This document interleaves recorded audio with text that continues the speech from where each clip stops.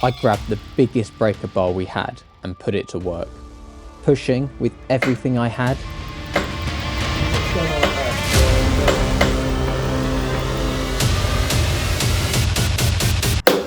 Oh.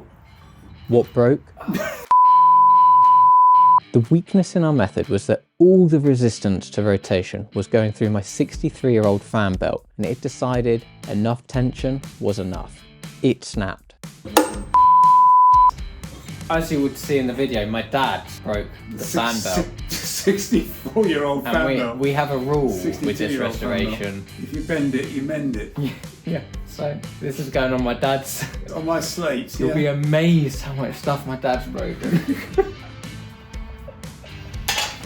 We've got two things we can do. We can either muck around with this in situ, or just take it out. The only positive of snapping the fan belt was that it was now off. So in theory, we could just take the fan and generator out as an assembly, as my dad said, and leave the nuts as a problem for another day. But I was thinking I already had enough problems for another day. Making a new one wasn't an option. Back to the drawing board, we had to find a way to stop the generator axle spinning. Fortunately, there were two nuts on either end, but one of them was massive, and we didn't have a socket big enough to fit. Racking our brains, my dad disappears into the shed, returning with a huge adjustable spanner. F knows what he has this for, but it did the job. Kind of. Oh, yours undid. How do I ever get mine off? I think the clever chappies who put this together have given me some flats to work to. Ton of spacers.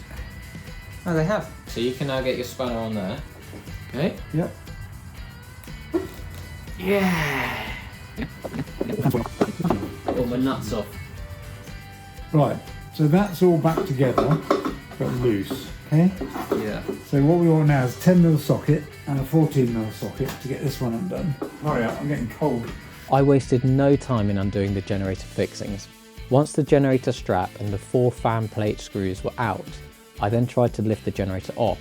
With both hands on it, I lifted, but it felt like I was trying to lift the entire engine. Oh, Jesus. Hold on, maybe could have made a light one. Might need to take this off. It was like the blind leading the blind. Instead of following a manual, me and my dad were following our nose, and apparently not very well.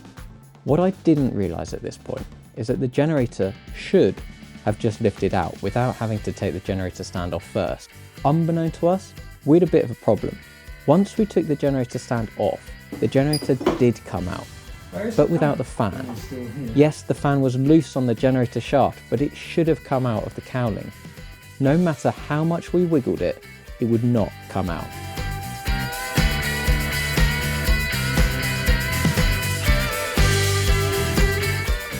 This really was a problem for another day, so we just lifted the fan cowling off with the fan still in it. Under the cowling, there was tons of crap. It was as if a little mouse had made a nest in here at some point. Not wanting any of this to go anywhere it shouldn't, before going any further, we gave the engine a little hoover. With my spring cleaning complete, next I took off the fuel pump. I was thinking maybe this was the reason why they stopped driving trouble, but my theory was almost completely binned once we took it off.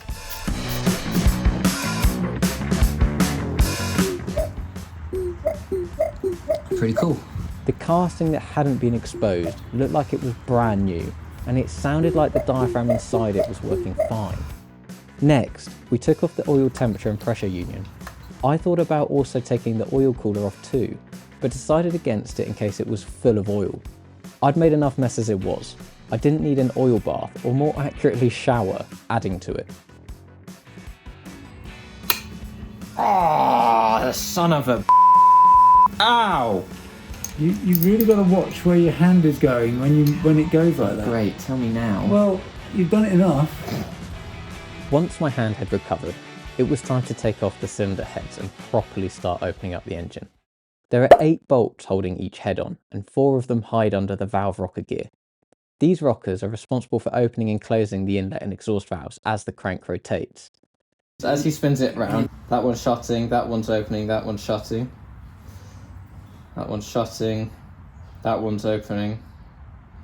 So this is the valve gear. So yeah, right, to take this off, I actually have no idea how to take this off. So I'm going to start by undoing some bolts. It's always useful to start by undoing some bolts. I hope this gives you some confidence that sometimes just having the courage to start is better than knowing exactly what you're doing. Luckily, I did also have my dad to help steer me in the right direction. Oh, can I just say something? Yeah. You only want to undo a rocker when the valve spring isn't loading it. Because if the valve spring is loading it, the valve spring's pushing the rocker off. So How you did want you learn that? So you rotate the engine to make sure the valve is unloaded when you undo the rocker. This valve's unloaded. So there should be no load on it when the valve is closed.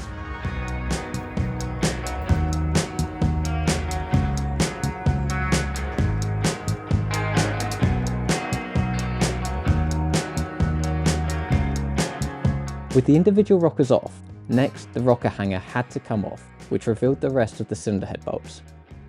Funnily enough, these hanger bolts were tight. I could have done with a longer wrench. Oh, I think I've got a standard cylinder. Oh my...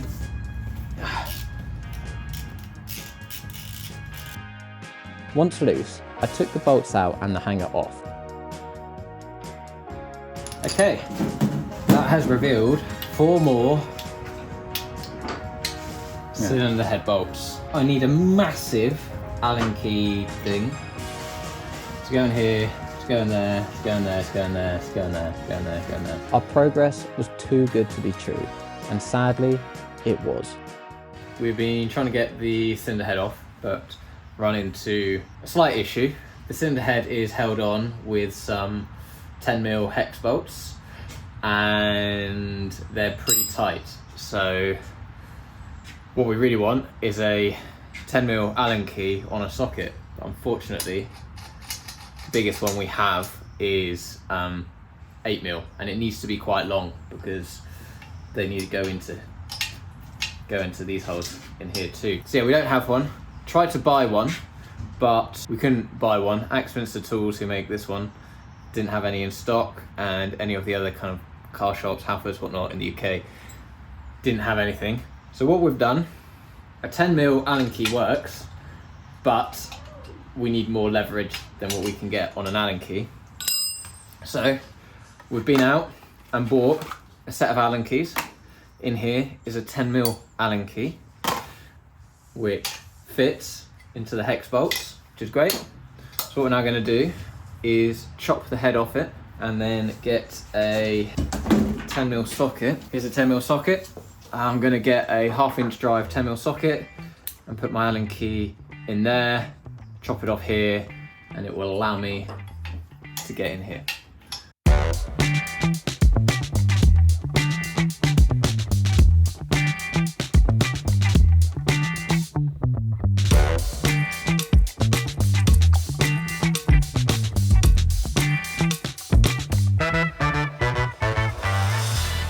It's been chopped. I've got a 10mm 1/2" socket, fits in nicely. Basically looks exactly the same as this, but a bit different. So now I should go in here just to make sure I can undo it. Undercompensate. Now, voila, it's moving. You need to slacken them all off evenly. So I now need to slacken them all off evenly because they're cylinder head. Is there what? Cylinder head bolts. No? When we start, get that. You know the way you tighten things up. You do no diagonal. So there, Diagonal. to there, to there, to there, to there, to there, to there. This one doesn't fit. This must be 11mm. Ooh, he's gone. Back on track, and now in the knowledge of the correct way to undo cylinder head bolts, I methodically loosened and removed the 8 head bolts.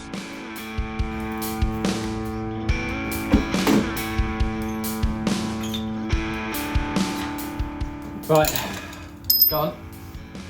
With the head loose, I thought we just needed to lift it off, but no matter how much my dad wiggled it, it wouldn't break free.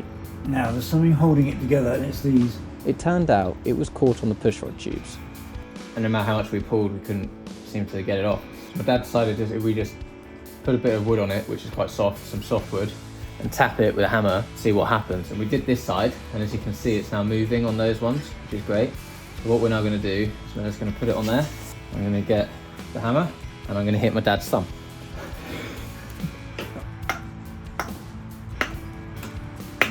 If in doubt, always get the hammer out. Now this is going to be absolutely fascinating.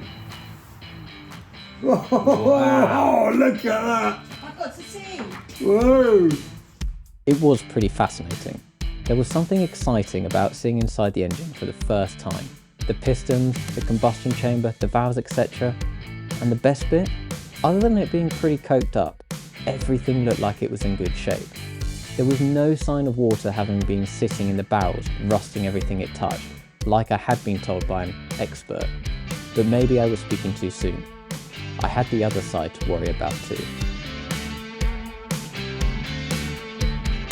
Before starting on the other side, I pulled out the pushrod tubes and slid the barrels off the pistons and the barrel studs. I then got my first glimpse into the crankcase.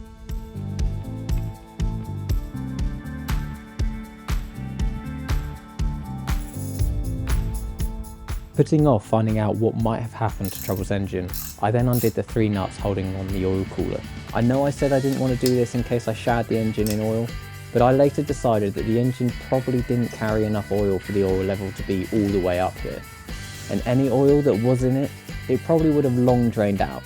Luckily, I was right. Now, it was time to tackle the right-hand side. Would we have a rusty mess? There was only one way to find out.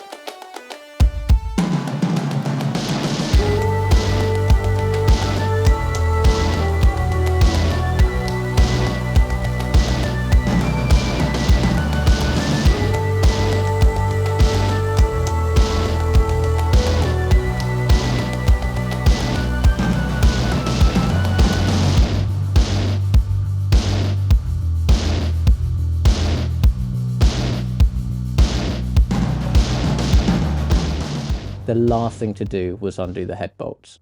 I waited in anticipation to see what was hiding behind the cylinder head. I was nervous. My dad gripped the cylinder head and started wiggling it off the pushrod tubes.